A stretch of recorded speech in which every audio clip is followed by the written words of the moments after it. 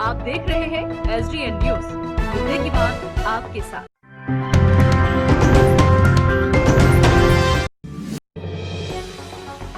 पूर्णिया के रेणु उद्यान में किसान बिल के खिलाफ चल रहे आंदोलन का असर देखने को मिला है। कृषि कानून के खिलाफ अखिल भारतीय किसान महासभा द्वारा अनिश्चितकालीन धरना प्रदर्शन किया गया। ये शुरुआत पूर्णिया के किसान समन्वय समिति के तत्वाधान में चल रहा था। धरने पर बैठे वक्ताओं ने विस्तार पूर्वक तीनों कृषि कानून के खामियों को गिनाया। बिल को विस्तार पूर्वक समझाते हुए कहा कि इस बिल के अनुसार चावल, दाल, आटा, आलू, चीनी, प्याज, भोज्य तेल सहित अति आवश्यक मालों को भोजन की सूची से निकाल दिया गया है और भंडारण की अधिकतम सीमा को भी हटा दिया गया है। 1995 में इस कानून का उद्देश्य ही था अन्नाभाव के दौरान सरकार सीधे किसानों से खाद्यान्न खरीदकर जन वितरण प्रणाली के माध्यम से आम लोगों के बीच वितरण करेगी। लेकिन इस बिल के बाद किसानों की ज़रूरत के अनाज किसानों से खरीदने के लिए अब सरकार मजबूर नहीं होगी। इसके साथ ही कॉरपोरेट व्यवसायी लोग अभी से अपनी मर्जी के मुताबिक जितनी इच्छा उतने समय तक खाद्यान्नों को गोदाम में भर कर रखेंगे और कृत्रिम तौर पर बाजार भाव पर नियंत्रण रख सकेंगे। इसी तरह दूसरे और तीसरे बिल के पन्नों को भी गिनाया गया और उनकी खामियों को बताया गया। मौके पर किसान समन्वय समिति के अध्यक्ष आलोक यादव और इनकलाब फाउंडेशन के अध्यक्ष नियाज अहमद भी मौजूद रहे। खाक नसीना उठ बैठो वो वक्त करीब आ पहुंचा है। खाक नसीना उठ बैठो वो वक्त करीब आ पहुंचा है, जब ताज उछाले जाएंगे और तख्त गिराए जाएंगे। आप सभी को इनकलाबी सलाम पेश करता हूँ। दिल्ली में जो किसान आंदोलन हो रहा है उसकी उसकी लपटें हिंदुस्तान के कोने कोने में गूंजने लगी है और उसी की एक कड़ी आप इस पूर्णिया और सीमांचल की धरती पे आप देख रहे हैं कि पूर्णिया में लगातार किसानों के संघर्ष में कदम से कदम मिलाते हुए हम सब लगातार आंदोलन कर रहे हैं, प्रदर्शन कर रहे हैं और आज हम लोग यहाँ पे अनिश्चितकालीन धरना पे बैठ गए। साथियों, बहुत सारे लगता है, बहुत सारी बातें होगी।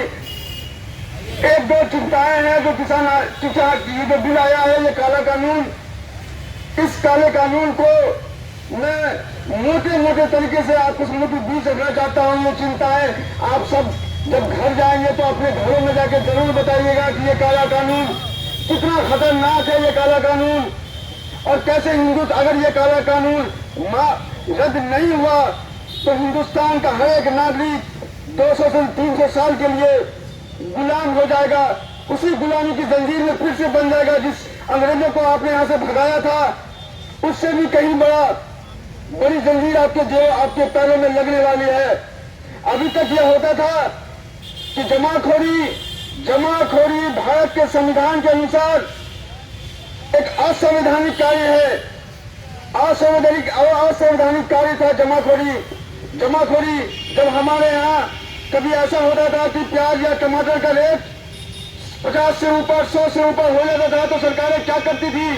सरकारें करती थी कि पता करती थी कौन सा जमाखोर है, किसके पास वो जमा फसल है, जहां पे वो सामान रखा हुआ वहां जाती थी, अपनी CID अपनी गुप्त एजेंसियों को भेजती थी, पता करती थी और वहां पर जाकर छापेमारी करवाती थी, वहां से वो अनाज फसल निकलवाती थी और फिर वो बहुत सारा सामान जो है मार्केट में छोड़ती थी और फिर फसल की कीमत, उस सामान की कीमत बराबर हो जाती थी।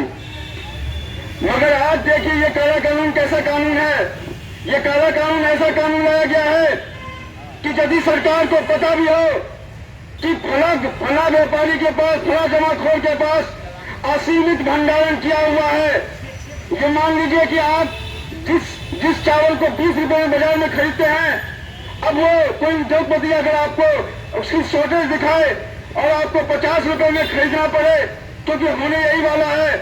इस जमाखोरी कानून में ये कहा गया है कि असीमित भंडारण अनाज का किया जा सकता है, असीमित भंडारण।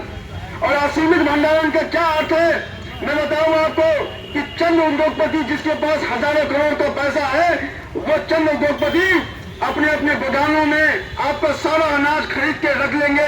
वो उनके पास इतनी संपत्ति है, इतनी अकूत संपत्ति है कि वो 2 साल 3 साल तक आपके फसल को वहां पे इकट्ठा इकट्ठा कर सकते हैं।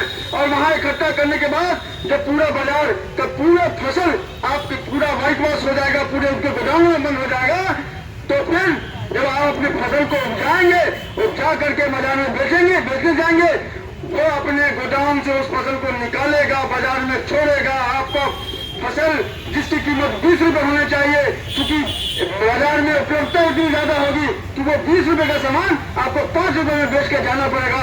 और 5 रुपए का सामान जब आप बेच के चले जाएंगे तो उसी फसल को वो अपने 50 रुपए में बेचने पर मजबूर करेगा, क्योंकि खाना तो आपका किसान का उपजा हुआ अन्न है, वो अन्न को बेचेगा। अगर वो 50 रुपए में नहीं 200 में बेचेगा तो आपको लेना पड़ेगा, उसकी मजबूरी है। सारा का सारा फसल उसके पास होगा। तो ये काला कानून इतना खतरनाक कानून है। ये सरकार पूंजीपतियों के हक में काम कर रही है, पूंजीपतियों के लिए, चंद पूंजीपतियों के फायदे के लिए किसानों के नाम पर एक डेथ वारंट जारी कर दी है। तीनों काला कानून जो है वो एक डेथ वारंट है किसानों के लिए, और किसानों के नाम एक फरमान जारी कर दिया इन 3 काला कानून से कि आप अपनी जमीनों को छोड़ दीजिए, अपनी जमीनी छोड़ दीजिए।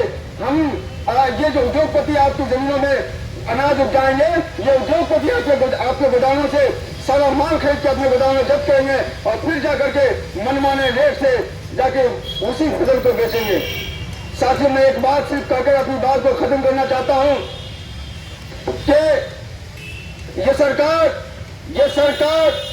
जो ये चंद उद्योगपतियों को लाखों करोड़, और मैं वो आंकड़ा आपको बताऊं कि लगभग 5.5 लाख करोड़ रुपया, मैं आंकड़ा फिर से आपको बताऊं साथियों, ये आंकड़ा है 5.5 लाख करोड़ रुपए का, जो चंद उद्योगपतियों को सरकार ने माफ कर दिया है।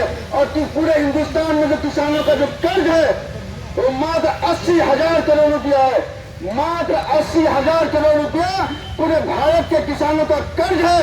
और ये सरकार चंद उद्योगपतियों को 5.5 लाख करोड़ रुपए का कर्ज इन्होंने माफ कर दिया है, और जिसके कारण लगभग हर 12 मिनट 37 सेकंड पे एक किसान आत्महत्या करता है।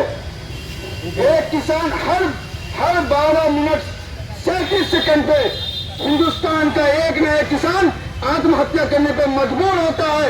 आंकड़ा उठा लीजिएगा, 3.5 लाख से ज्यादा किसानों ने आत्महत्याएं कर दी, और ये सरकार 80,000 करोड़ का कर्ज माफी नहीं कर पाई, मगर अपने चंद उद्योगपति साथियों के लिए उन्होंने 5.5 लाख करोड़ का माफी कर दिया। उन्होंने बैंक को कितने लोगों को उन्होंने विदेश भिजवा दिया, और कितने लोगों को उन्होंने कर्ज माफी कर दिया, बिजली बिल का माफी कर दिया, और न जाने किस किस तरह के फायदे पहुंचा रही है।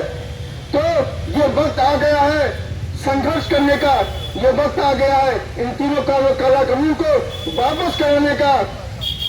हम लोग अपनी जितने संगठित तरीके से अभी हैं, हम लोग वैसे ही लगातार अगर संगठित रहे तो इस सरकार को हमारी मांगों को मानना पड़ेगा। इस सरकार को हमारी मांगों को मानना पड़ेगा। जुल्मी जब जुल्म करेगा, सत्ता के गलियारों से चप्पा चप्पा गूंज उठेगा इनकलाब के नारों से। इनकलाब